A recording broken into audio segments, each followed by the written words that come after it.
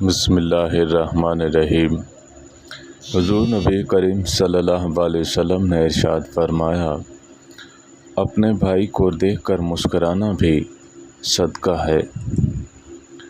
اللہ کے پیارے حبیب صلی اللہ علیہ وسلم کا ارشاد ہے، سب سے بڑی زیادتی کسی مسلمان کی بے عزت کرنا ہے۔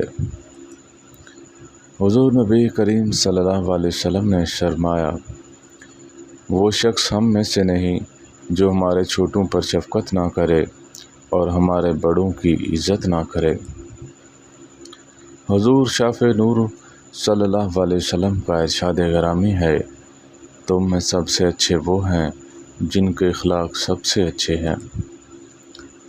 اللہ کے حبیب صلی اللہ علیہ وسلم کا ارشاد ہے، جب بندہ جھوٹ بولتا ہے تو اس کے منہ کی بدبو کی وجہ سے فرشتے 1 میل دور چلے جاتے ہیں۔